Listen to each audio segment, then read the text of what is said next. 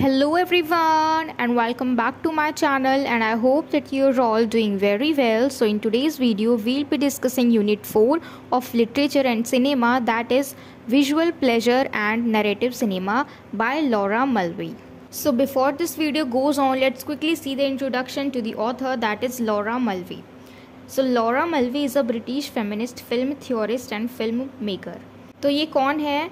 ये एक British feminist film theorist हैं और फिल्म मेकर हैं and she was educated at St. Hilda's College Oxford.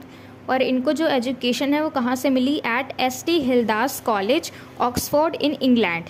And she is currently professor of film and media studies at Birkbeck University of London. और अभी current time में अभी एक professor हैं of film and media studies, कहाँ पे? बर्कबैक में, जो कि यूनिवर्सिटी ऑफ लंदन है, ठीक है। And she was born on 5th of August in 1941 and now she is 82 years old. So it's all about the author. अब हम चलते हैं इस यूनिट के इंट्रोडक्शन पे। Beginning in the 1970s, feminist film theory has remained an integral part of the domain of film studies. तो देखो इसकी शुरुआत कब हुई थी? 1970 में।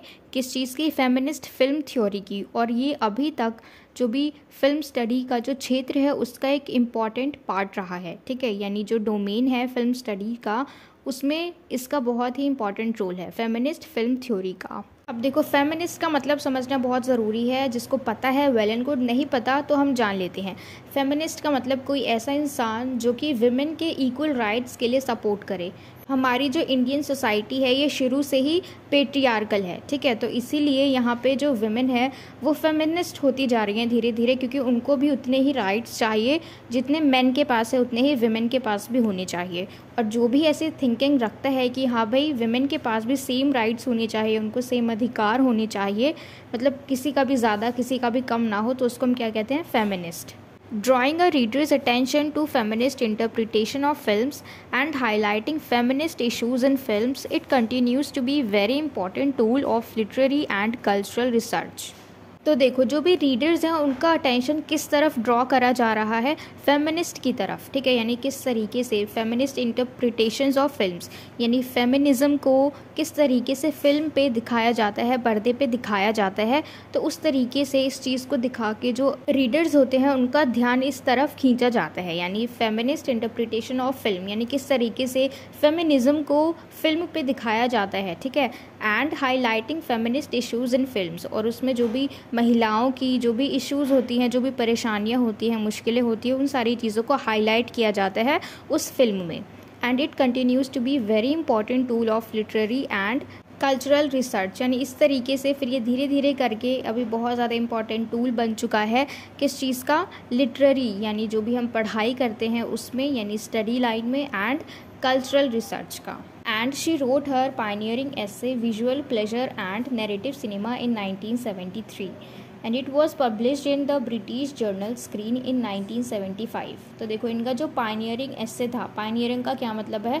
जो इन्होंने पहली बार लिखा था, ठीक है। यानी something we do something new for the first time. तो इन्होंने भी पहली बार ये ऐसे लिखा था visual pleasure and narrative cinema in 1973। लिखा कब था? 1973 में। और ये पब्लिश कब हुआ था?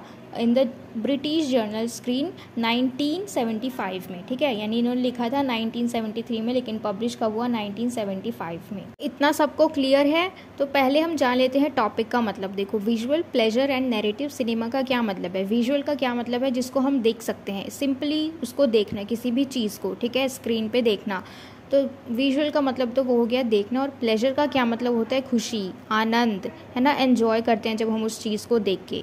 तो इसका भी वही मतलब है, विजुअल प्लेजर, यानी हम देख के बहुत ज़्यादा खुश हो जाते हैं, एन्जॉय करते हैं। एंड नैरेटिव सिनेमा यानी वही मोशन वाली फिल्म्स जिसके अंदर गति होती है, मूवमेंट होती है, ठीक है। जो भी कहानी वो लोग पहले से स्क्रिप्ट को रेडी रखते हैं, पहले से स्टोरी को रेडी रखते हैं, और फिर बाद में जब हम फिल्म देखते हैं तो जो भी एक्टर्स होते हैं, कैरेक्टर्स होते हैं, वो अपने रोल को प्ले करते हैं, ठीक है। तो उसको हम टीवी के स्क्रीन पे देखते हैं, विजुअली उस चीज़ को देखते हैं। और प्लेजर का मतलब हम उसको देख के खुश हो जाते हैं, एन्जॉय करते हैं, ठीक है। तो इस तरीके से तो इसमें हम ये पढ़ेंगे इस पूरे ऐसे में जो लॉरा मल्वे ने लिखा है कि फेमिनिज़्म को किस तरीके से फिल्म में दिखाया जाता है, सिनेमा में दिखाया जाता है, रिप्रेजेंट किया जाता है। तो अब हम आगे बढ़ते हैं। जो हमारा फर्स्ट टॉपिक है इस यूनिट का वो है the language and politics of cinema. ठीक है, तो इसमें हम देखते हैं क्या है, there are as many similarities between literature and cinema as there are differences. तो देखो इसमें काफ़ी सारी, लिटरेचर और सिनेमा में काफ़ी सारी सिमिलैरिटीज़ हैं, लेकिन साथ ही साथ काफ़ी सारे डिफरेंसेस भी हैं। While literature uses language as its primary expressive resource, cinema uses a variety of resources like dialogue, action, sound, costumes etcetera. तो देखो यहाँ पे क्या डिफरेंस है, जो लिटरेचर होता है यानी जो हम बुक में पढ़ते हैं, जो भी कहानियाँ होती हैं, उसमें एक्सप्रेसिव रिसोर्स क्या होता है, लैंग्वेज। ठीक है, यानी जो भी जिस लैंग्वेज में भी वो लिखा हुआ है हम सिर्फ उसको ही पढ़ सकते हैं, क्योंकि जो लिटरेचर है वो अपनी कहानी को कैसे एक्सप्रेस करेगा, किसी भी लैंग्वेज के थ्रू। उसके अलावा जो बुक है उसमें से तो आवाज़ नहीं निकलती, ना ही बुक हमें कुछ एक्टिंग करके दिखाता है ना, ना ही बुक जो है वो कॉस्ट्यूम पहनता है, ना ही बुक एक्शन करता है, ना ही बुक डायलॉग बोलता है। तो हम सिर्फ बुक में यानी लिटरेचर के थ्रू सिर्फ रिटन फॉर्म में ही कहानियों को, किसी भी कहानी को, किसी भी स्टोरी को, नॉवल को पढ़ सकते हैं। ठीक है, लेकिन अगर हम बात करें सिनेमा की, तो सिनेमा जो है ये काफ़ी सारे वैरायटी ऑफ रिसोर्सेज को यूज़ करता है, जैसे डायलॉग हो गया, एक्शन, साउंड, कॉस्ट्यूम। ठीक है, क्योंकि ये सारे क्या हैं, जो भी एक्टर्स होते हैं, जो भी कैरेक्टर्स होते हैं, वो अपना रोल प्ले करते हैं, फिर डायलॉग बोलते हैं, फिर एक्शन करते हैं। ठीक है, यानी जो भी उनका एक्शन होता है, फिर साउंड जो भी वो बोलते हैं उसकी हमें आवाज़ सुनाई देती है, कॉस्ट्यूम जो भी वो कपड़े पहनते हैं। तो सिनेमा और लिटरेचर में इन चीज़ों का फ़र्क है। Laura Mulvey in her essay Visual Pleasure and Narrative Cinema also suggests that cinematic reality is not reality, but a representation of reality achieved by a complex process of managing the expressive resources at hand. तो Laura मल्वे जो है इस ऐसे में किस चीज़ को suggest करती हैं कि जो सिनेमैटिक रियलिटी है वो सचमुच में कोई रियलिटी नहीं है, जो भी हम फिल्म में देखते हैं वो सच में रियलिटी नहीं है, यानी वो वास्तविकता नहीं है, but a representation of reality. लेकिन वो जो भी वास्तविक चीज़ है उसकी सिर्फ एक रिप्रेजेंटेशन है जो कि हमें फिल्म में दिखाई जाती है, achieved by a complex process of managing the expressive resources eight hand. यानी मतलब जो भी वो लोग करते हैं, जो भी उनका प्रोसेस होता है वो बहुत ज़्यादा जटिल होता है, मुश्किल होता है कि किस तरीके से वो लोग मैनेज करते हैं रियलिटी को सिनेमा में रिप्रेजेंट करना। Like literature, cinema too has a complex relationship with reality. जैसे लिटरेचर है और सिनेमा जो है उसके भी काफ़ी सारे कॉम्प्लेक्स रिलेशनशिप है विद रियलिटी। यानी देखो कॉम्प्लेक्स रिलेशनशिप का क्या मतलब है कि जो भी हम सिनेमा में देखते हैं वो सब कुछ रियल नहीं होता। ठीक है, काफ़ी सारी चीज़ों को हम बहुत ज़्यादा एग्जैजरेट कर देते हैं फिल्म में, सिनेमा में, लेकिन वो चीज़ें रियल में कम होती हैं, लेकिन मूवी में हमें बहुत ज़्यादा ऊंचे पैमाने तक उस चीज़ को दिखाई जाती है। तो इसी तरीके से जो भी कॉम्प्लेक्स रिलेशनशिप है between cinema and the reality वो ज़्यादा है। It is a product of the reality and often times comments upon it. तो ये एक तरीके का प्रोडक्ट ऑफ द रियलिटी है, यानी एक प्रोडक्ट है सिर्फ सच्चाई का, ये जो सिनेमा है। ठीक है, और इसीलिए इसके ऊपर काफ़ी बार जो है वो कमेंट्स किए जाते हैं। मान लो कमेंट्स किए जाते हैं, इसका क्या मतलब है कि अगर जो सिनेमा में चीज़ दिखाई जा रही है और जो रियलिटी है, ठीक है, सिनेमा में वही चीज़ दिखाई जा रही है, सिनेमा में ऐसा दिखाया जा रहा है कि रियल है, ठीक है, यानी ट्रू इंसिडेंट्स पे बेस्ड है ये फिल्म, लेकिन जो रियल में ऑडियंस है उनको तो सब मालूम है, क्योंकि वो लोग अपनी ज़िंदगी में अपने आसपास सब कुछ देखते हैं। और अगर उनको कहा जाए कि ये फ़िल्म जो है ये रियलिटी पे बेस्ड है, तो उनको तो आसानी से अंतर समझ में आ जाएगा कि वो चीज़ रियल नहीं है। तो इसलिए लोग जो है उस पर कमेंट्स करते हैं, अपने विचार रखते हैं, नहीं कि ऐसा कुछ नहीं है, ये रियल नहीं है। तो इस तरीके से according to Laura Mulvey, the narrative film can be read as an expression of the patriarchal unconscious of a society. तो देखो इनके अकॉर्डिंग जो नैरेटिव फिल्म है उनको पढ़ा भी जा सकता है as an expression of patriarchal unconscious of a society. यानी देखो नैरेटिव फिल्म का क्या मतलब है, हम कह सकते हैं फिक्शन, यानी जो भी फिक्शनल चीज़ें होती हैं जो रियल नहीं होती है, उन सारी चीज़ों को, उन सभी चीज़ों को हम रीड भी कर सकते हैं। At the heart of this perspective on cinema lies political questioning of the marginalization of women from the cinematic space and the stereotyping of women within the narrative film. तो देखो ऐसे जो सिनेमा होते हैं इनके ऊपर जो पॉलिटिकल क्वेश्चंस होते हैं ऑफ मार्जिनलाइजेशन ऑफ वुमेन, कि जो वुमेन है उनको नीचे रखा जाता है, उनको अलग कर दिया जाता है from the cinematic space, and the stereotyping of women with in the narrative film. Stereotype का क्या मतलब होता है, बेसिकली जब भी हम किसी एक चीज़ को उससे डिनोट कर देते हैं, किसी एक चीज़ को ही, एक पर्टिकुलर चीज़ को हम बोल देते हैं कि ये ऐसा है। इसको समझने के लिए हम छोटा सा सिंपल सा एग्जाम्पल ले लेते हैं कि क्या कहा जाता है कि जो लड़कियाँ हैं वो लड़कों से ज़्यादा स्ट्रॉन्ग नहीं होती हैं, ठीक है। तो ये एक तरीके से स्टीरियोटाइप है और सबके माइंड में ये चीज़ सेट हो रखी है कि लड़कियां जो हैं वो लड़कों से वीक होती हैं, यानी कमज़ोर होती हैं, ठीक है। ये बात शुरू से ही बच्चों के माइंड में सेट कर दिया जाता है। तो एक तरीके से ये भी एक स्टीरियोटाइप है। तो जो पॉलिटिकली क्वेश्चन उठते हैं विमेन के ऊपर कि उनको मार्जिनलाइज कर दिया जाता है, अलग कर दिया जाता है in the cinematic space and stereotype of women with in the narrative film, ठीक है। तो इस तरीके से जो पॉलिटिकली क्वेश्चंस उठते हैं उनको मार्जिनलाइज कर दिया जाता है, उनके लिए जो भी स्टीरियोटाइप्स हैं उनके ऊपर। Mulvey views cinema as a gendered institution, and the purpose of her essay is to understand and question the gender hierarchy created within this space. तो देखो जो मल्वे हैं वो क्या देखती हैं, किस तरीके से सिनेमा को देखती है एज जेंडर्ड इंस्टीट्यूशन। अब इसमें क्या होता है, जेंडर इंस्टीट्यूशन क्या है कि ये एक तरीके से प्रिंसिपल को ऑर्गेनाइज करते हैं। अब ऐसे प्रिंसिपल को जिसमें ऑटोमेटिकली जो दोनों हैं यानी मेल और फीमेल जो हैं वो अलग हो जाते हैं, उनके जो भी राइट्स हैं वो बिल्कुल अनईक्वल हो जाते हैं, बराबर नहीं होते, उनके वैल्यूज़, उनके सोशल स्पेस, सोशल एक्टिविटीज़, यानी इन सारी चीज़ों में बहुत ज़्यादा डिफरेंस हो जाता है, ठीक है। और डिफरेंस भी कैसा कि जो महिलाएं हैं वो कमज़ोर होती हैं, उनके काम कम होते हैं, उनके जो वेजेस होते हैं वो कम होते हैं, ठीक है। किसके कंपेयर में, मेल्स के कंपेयर में। और जो मेल्स हैं उनकी वैल्यूज़ ज़्यादा होती है, उनके जो सोशल स्पेस हैं वो ज़्यादा है, जो एक्टिविटीज़ है वो भी ज़्यादा है। तो एक तरीके से इनके राइट्स जो है वो अनईक्वल होती हैं। तो आई होप कि इतना सबको क्लियर हो गया होगा। तो अब हम नेक्स्ट टॉपिक पे चलते हैं जो है थियोरिटिकल फाउंडेशन ऑफ मल्वेज एसे। तो इसका फर्स्ट टॉपिक है फेमिनिज्म, जिसका मतलब तो सबको मालूम ही होगा पर फिर भी हम एक बार इसमें देख लेते हैं, ठीक है। Feminism is about all genders having equal rights and opportunities. तो इसका क्या मतलब है कि जो सारे जेंडर्स हैं, ठीक है, मेल या फीमेल्स है, उन दोनों के पास इक्वल राइट्स होने चाहिए और इक्वल अपॉर्चुनिटीज़ होनी चाहिए। कुछ भी करने की जो भी चांसेस होते हैं वो सिर्फ मेल को ही नहीं देने चाहिए, फीमेल्स को भी देने चाहिए। उनके जो भी अधिकार हैं वो सारे इक्वल होने चाहिए। It's about respecting women's experiences, identities, knowledge, strength and striving to empower all women to realize their full rights.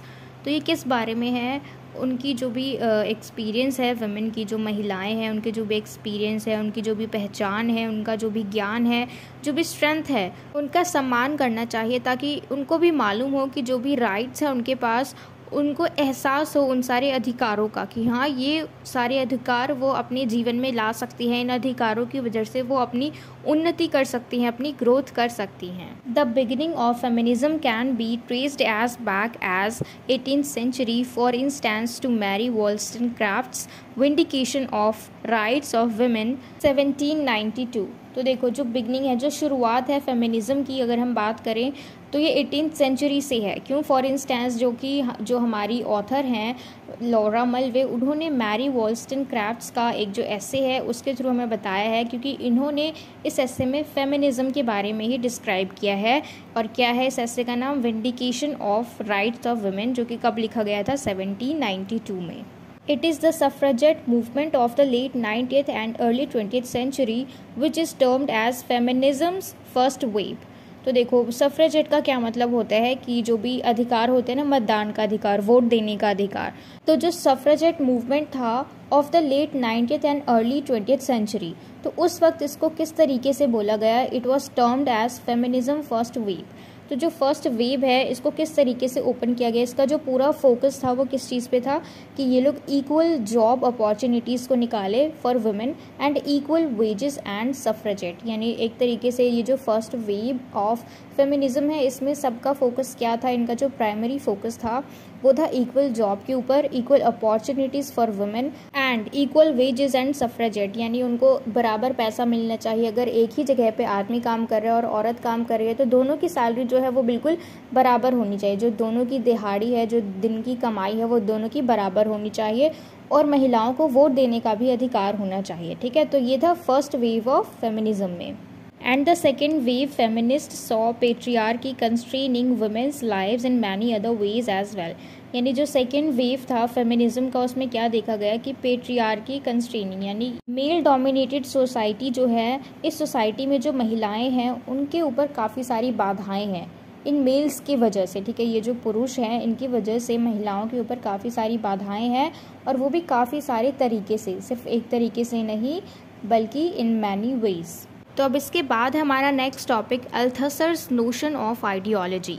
ठीक है, यानी जो अल्थसर्स हैं इनका जो विचार है कि आइडियोलॉजी क्या होती है, यानी जो विचारधारा होती है उस चीज़ के बारे में अल्थसर के क्या विचार हैं कि आइडियोलॉजी जो है वो क्या चीज़ होती है। यानी देखो टॉपिक जो है इसका मतलब समझो, अल्थसर्स नोशन ऑफ आइडियोलॉजी, यानी अल्थसर के जो विचार हैं, नोशन का मतलब होता है विचार। ठीक है, तो इनके जो विचार हैं आइडियोलॉजी यानी विचारधारा के प्रति वो क्या हैं, तो चलिए जानते हैं। He contends that ideology has a material existence because an ideology always exists in an apparatus and its practice और प्रैक्टिसेस। तो देखो इनका क्या मानना था, अल्थसर जो है इनका क्या विचार है आइडियोलॉजी को लेके।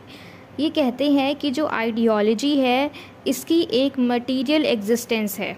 कैसे? क्योंकि आइडियोलॉजी जो है वो तो हम कह सकते हैं एक तरीके से विचारधारा है, कि एक विचार है जो लोग सोचते हैं, जो मनुष्य सोचते हैं, उनके जो आइडियाज़ होते हैं वो सिंपली हम क्या कह देते हैं उसको, आइडियोलॉजीज़। लेकिन इनका सोच देखो थोड़ा सा आगे है कि जो भी हम सोचते हैं, ठीक है, यानी जो भी हमारा फॉर एग्ज़ाम्पल ले लो कि कोई एक फ्रेंड सर्कल है, हमारा एक फ्रेंड ग्रुप है और उसमें हम किसी भी टॉपिक के ऊपर बातचीत कर रहे हैं, आइडियाज़ ले रहे हैं ताकि हम कुछ अच्छा कर सके, अच्छे से अच्छा कर सके, इसलिए सबके ओपिनियन ले रहे हैं। ठीक है, और उसमें से किसी एक ने अच्छा बता दिया, किसी एक ने अच्छा आइडिया दे दिया, तो हम उस आइडिया को अप्लाई कर देते हैं कि हाँ भाई ये चीज़ अच्छी है तो हम इसी को अब फॉलो करने वाले हैं, इसी रूल को फॉलो करने वाले हैं।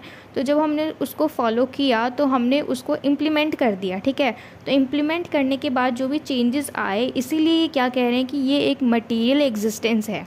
यानी सिर्फ कह के, सिर्फ विचार प्रकट करके उस बात को ऐसे ही हवा में उड़ा नहीं दिया, बल्कि उसको इम्प्लीमेंट में लेके आए, उसको हमने फॉलो किया। ठीक है, तो इसीलिए ये क्या कहते हैं कि जो आइडियोलॉजी है यानी जो विचारधारा होती है उसकी एक मटीरियल एग्जिस्टेंस होती है, क्योंकि जो आइडियोलॉजी है ये ऑलवेज एग्जिस्ट करती है, हमेशा एग्जिस्ट करती है, हमेशा ही रहती है इन एन अपैरेटस। अपैरेटस का क्या मतलब है? सिंपल सा इसका मतलब है कोई भी सामान, कोई भी इंस्ट्रूमेंट, मटेरियल, गुड्स कह लो, कुछ भी। ठीक है, कुछ भी सामान, तो ये किसी भी सामान के रूप में एग्जिस्ट करती है हमेशा। ठीक है, क्योंकि हमने किसी के भी आइडिया को अगर अपना लिया, उसी को फॉलो कर रहे हैं अब हम, तो उसको कैसे न कैसे करके हम अपनी जीवन में लेके आ रहे हैं, समहाउ हम उसको फॉलो कर रहे हैं। तो इसलिए ये क्या कहते हैं अल्थसर, इनका जो विचार है कि विचारधारा क्या है। ठीक है, तो ये कहते हैं कि जो आइडियोलॉजी है इसकी एक मटीरियल एग्जिस्टेंस है and ideologies always manifests itself through actions which are interested into practices. तो देखो अब ये क्या कह रहे हैं कि आइडियोलॉजीज़ जो है यानी जो भी विचारधाराएं होती है ये हमेशा एक एक्शन के थ्रू दिखाई जाती हैं, कि जो भी हमने सोचा फिर हमने उस चीज़ को कर दिया। ठीक है, जो भी हमने ओपिनियंस मांगे अपने फ्रेंड से, जिसका सबसे अच्छा विचार था, उस चीज़ को हमने अपने एक्शन में दिखाया। तो जो आइडियोलॉजी थी वो हमने एक्शन के थ्रू दिखा दिया, which are interested in two practices, जो कि हम अपने प्रैक्टिसेस में लेके आते हैं, डेली जो हम काम करते रहते हैं। ठीक है, for example rituals, conventional behaviour and so on. Rituals यानी जो भी हमारे धार्मिक संस्कार होते हैं, कन्वेंशनल बिहेवियर यानी जो एक करेक्ट वे होता है ना किसी भी काम को करने का, जो हमारा व्यवहार है वो बिल्कुल अच्छा हो, करेक्ट हो बिल्कुल। ठीक है, तो ये चीज़ हम करते रहते हैं हमेशा, ऐसा तो है नहीं कि हमने आज किया अब आज के बाद कभी करेंगे नहीं। तो यहाँ पे जो वर्ड है ना प्रैक्टिस, इसीलिए इसको यूज़ किया गया है, क्योंकि वो हमारा रेगुलर बेस पे वो चीज़ें होती रहती हैं। जो भी धार्मिक संस्कार हैं हमारे, जो भी राइट्स होते हैं, ये सब हम रेगुलर बेसिस पे करते हैं। ठीक है, तो अब हम चलते हैं हमारे नेक्स्ट टॉपिक पे, जिसका नाम है लैकानियन साइको एनालिसिस। तो लैकानियन कौन है? जैक्स लैकान, जो कि एक फ्रेंच साइकाइट्रिस्ट है। इनके एनालिसिस को देखते हैं। The core idea in Lacan's psycho analytic theory is that the unconscious resembles the structures of language. तो इसका क्या मतलब है? देखो, जो अनकॉन्शियस है यानी बेहोशी की हालत में, यानी जो हमारा माइंड है जिस वक्त हम सोते हैं तो उस वक्त हम अनकॉन्शियस होते हैं। ठीक है, यानी हम अवेयर नहीं होते कि हमारे आसपास क्या हो रहा है, क्या क्या चीज़ें हो रही हैं, क्या क्या काम हो रहा है, हमें कुछ भी होश नहीं होता, हमें कुछ भी नहीं पता चलता। ठीक है, एक तरीके से हम कह सकते हैं बेहोशी की हालत। तो unconscious resembles the structures of language. तो अनकॉन्शियसनेस जो है ये रिजेंबल करती है द स्ट्रक्चर्स ऑफ लैंग्वेज से। ठीक है, यानी इससे मेल खाती है। जो अनकॉन्शियसनेस होती है वो स्ट्रक्चर ऑफ लैंग्वेज से मेल खाती है, और ये इनकी आइडियोलॉजी है। and he is well known for concepts like Joussens, the mirror stage, and his three-part framework of psychological development, including the phases of the real, the imaginary and the symbolic.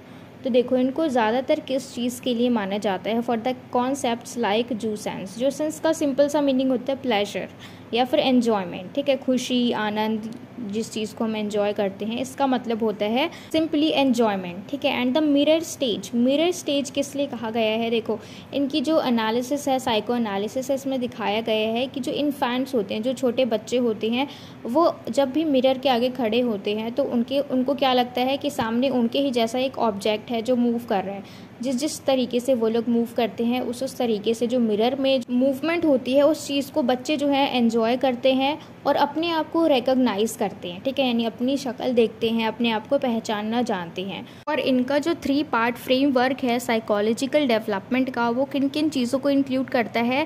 पहला है real, फिर है imaginary, फिर है symbolic. यानी real जो कि हम देखते हैं, जिसको हम महसूस करते हैं, छूते हैं, रियलिटी जिसको हम फील करते हैं रियल में, असलियत में, ठीक है. फिर है इमेजिनरी जिसको हम इमेजिन करते हैं जिन चीज़ों को. फिर है सिंबॉलिक. तो ये 3 चीज़ें इंक्लूड है इनके 3 पार्ट फ्रेमवर्क में. पहला है रियल, फिर है इमेजिनरी, फिर है सिंबॉलिक. तो अब नेक्स्ट टॉपिक है हमारा, can there be a female gaze. Gaze का क्या मतलब होता है, देखना, स्टेयर करना एक तरीके से, ठीक है. तो देखो ये बहुत सिंपल सा टॉपिक है. जब भी हम बात करते हैं मेल गेज की, यानी कोई भी पुरुष है, कोई भी मेल है, आदमी है, जब भी वो देखता है, ठीक है, जब भी हम मेल गेज की बात करते हैं तो इसका मतलब है कि उसका पर्सपेक्टिव क्या है चीज़ों को लेके, कि वो किसी भी चीज़ को किस तरीके से देख रहा है, किस सोच के साथ देख रहा है. तो इसी तरह से हम पढ़ते हैं फीमेल गेज.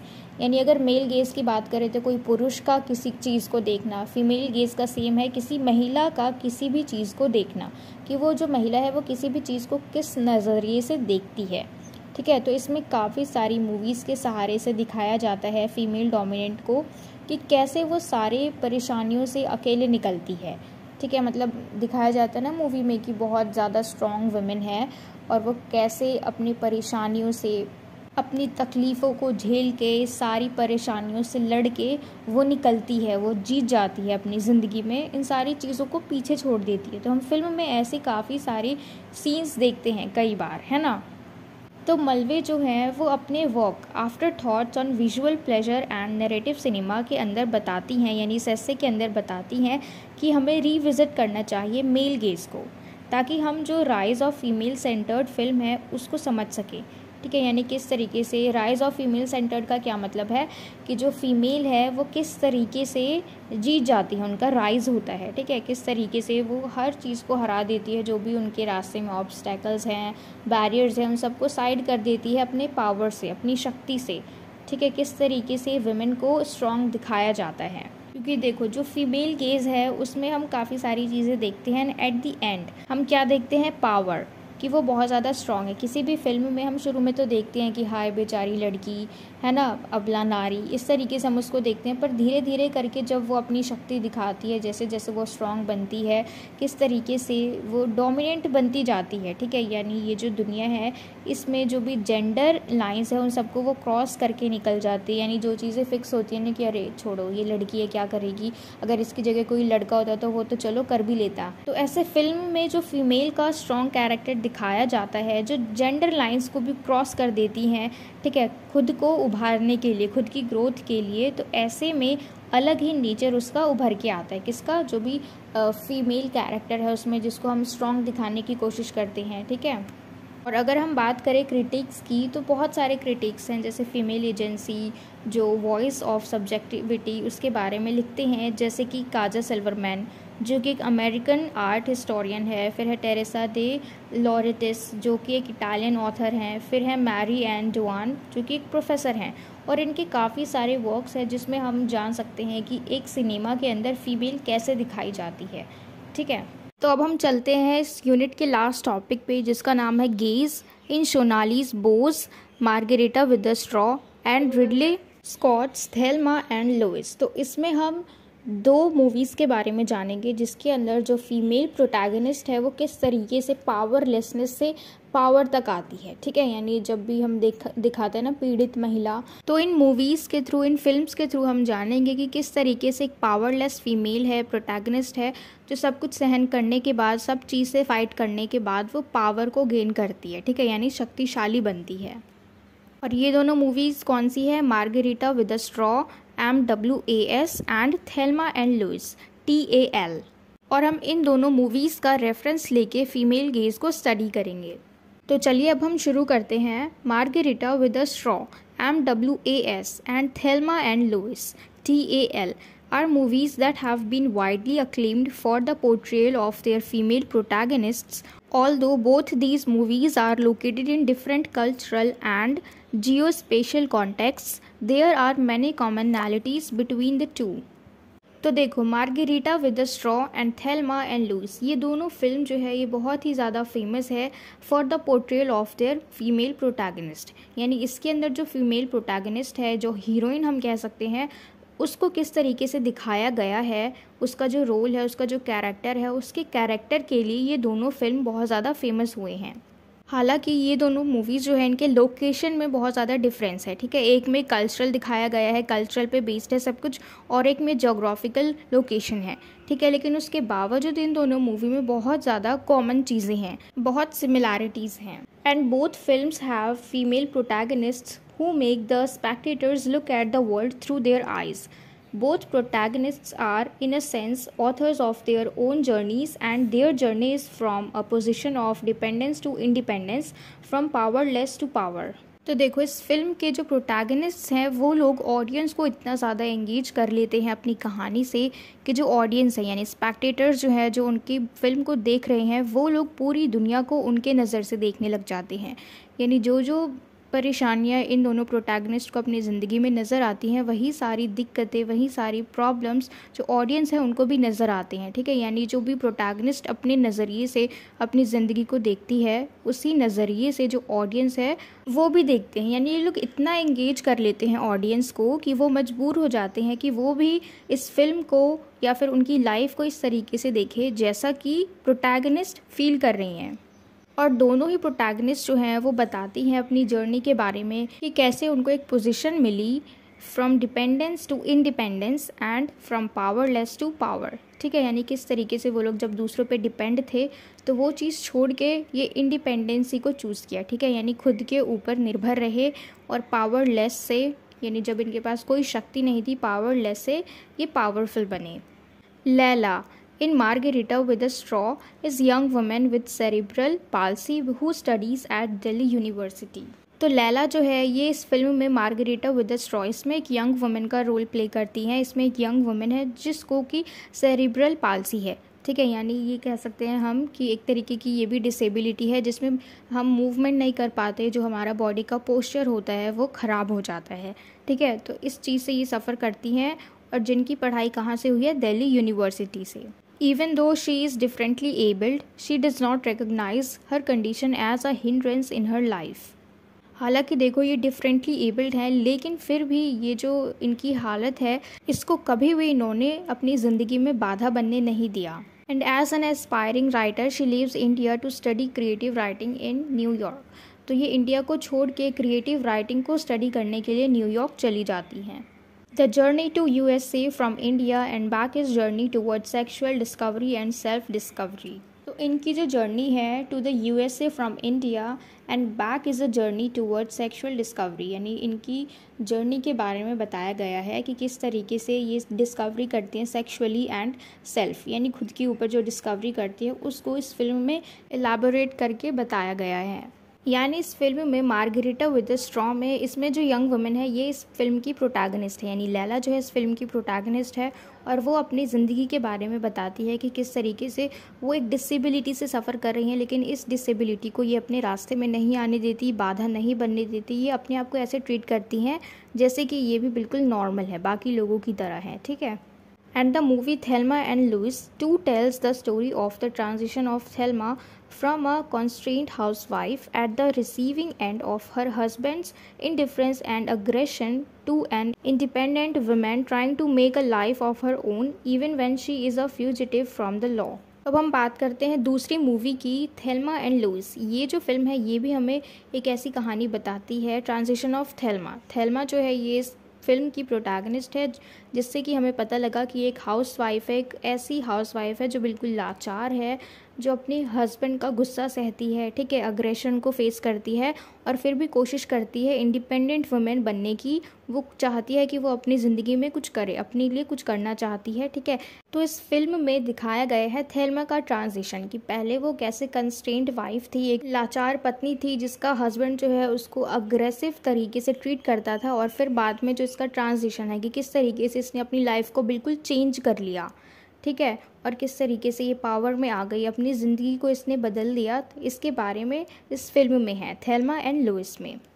और ये दोनों मूवीज़ जो है ये हमें फ़ीमेल सेक्सुअलिटी का जो भी रिप्रेजेंटेशन है उसको बताती हैं, उसको दिखाती हैं, और फिर हमें एक फ्रेश पर्सपेक्टिव दिखाती हैं कि किस तरीके से महिलाएं जो हैं वो सोचती हैं, चीज़ों को देखती हैं, किस तरीके से हर चीज़ को ऑब्जर्व करती हैं, कि क्या क्या परेशानियां उनको आती हैं, क्या क्या चीज़ें उनको फेस करनी पड़ती हैं, और किस तरीके से उनकी लाइफ में इतने ज़्यादा स्ट्रगल्स होते हैं। While Margarita with the Straw explores the dynamics of both female friendship and female erotic relationships, Thelma and Louise represent female bonding as signifying freedom, nurturance, and growth. Female space in both movies are therefore made to stand in deep contrast to the heteronormative and patriarchal space of marital and love relationships. तो देखो, जो पहली film है margarita with the straw, ये explore करती है दोनों चीज़ों पे, ठीक है, female friendship and female erotic relationships. और जो थेल्मा एंड लुइस है ये फिल्म हमें रिप्रेजेंट करता है फीमेल बॉन्डिंग को as signifying freedom, nurturance and growth को।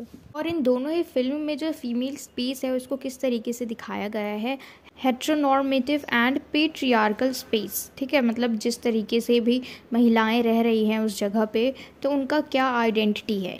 पेट्रियार्कल स्पेस का क्या मतलब है कि इसमें जो भी होंगे, जो भी आपके पार्टनर होंगे, आप उनको सर्व करोगे, आपकी कोई आइडेंटिटी नहीं है, यानी आपकी खुद की सेल्फ आइडेंटिटी नहीं रहती ऐसे में। And in many frames of Thelma and Louise, the female characters have been represented claiming their right to view the world their own way. Louise, a quasi-mother, quasi-lover figure to Thelma, teaches her a new way of looking beyond the surface impressions that people, particularly men, convey. तो देखो, इस film में ज़्यादातर frame में ऐसा दिखाया गया है, ये जो फिल्म है थेल्मा एंड लुइस, इसमें ऐसा दिखाया गया है कि जो फीमेल कैरेक्टर्स है इस फिल्म में वो अपने राइट्स को क्लेम करती हैं और जो भी दुनिया है उनको अपनी तरीके से देखना चाहती हैं, ठीक है। और लुइस जो है, जो एक तरीके से क्वाजी मदर है, क्वाजी लवर है थेल्मा के लिए। क्वाजी मतलब कहने के लिए एक होता है ना कि ये मेरी मुंह बोली बहन है, तो इस तरीके से मुंह बोली मदर, सचमुच में नहीं है लेकिन ये मानती है, एक मदर की तरह है। लुइस जो है वो थेल्मा की एक मदर की तरह है और एक लवर की तरह है। और लुइस जो है इसको सिखाती है कि किस तरीके से इसे दूर तक देखना चाहिए, ठीक है। जो भी लोग सोचते हैं, जो भी लोग समझते हैं, या फिर स्पेशली मेन के लिए कहती हैं कि जो भी तुम करती हो, लुक बियॉन्ड, है ना, जो भी उन्होंने कहा है उस दायरे में नहीं रहना है बल्कि उससे आगे भी बढ़ना है। तो सिंपली इन दोनों फिल्म में, मार्गरीटा विद द स्ट्रॉ और थेल्मा एंड लुइस, इन दोनों फिल्म में हम देखते हैं कि किस तरीके से एक वुमेन है जो कि बहुत ही ज़्यादा पीड़ित है, ठीक है, उसके पास कोई शक्तियाँ नहीं है लेकिन वो चाहती है अपनी ज़िंदगी को सुधारना। तो इस फिल्म में हम ट्रांजिशन देखते हैं कि किस तरीके से वो पहले बहुत ही ज़्यादा वीक होती है, फिर बाद में स्ट्रॉन्ग बन जाती है, ठीक है, और उनके जो भी अधिकार है, राइट्स है, वो अवेयर हो जाती है अपने अधिकारों से, और कैसे वो अपनी ज़िंदगी में एक बदलाव लेकर आती हैं। तो आज की इस वीडियो में इतना ही, और मुझे पूरी उम्मीद है कि आपको यूनिट 4 अच्छे से क्लियर हो गया हो, and if so then please let me know in the comment box if you like this video and share it with your friends as well so that they can get help from it, and don't forget to subscribe my channel. Until we meet in the next video, keep learning.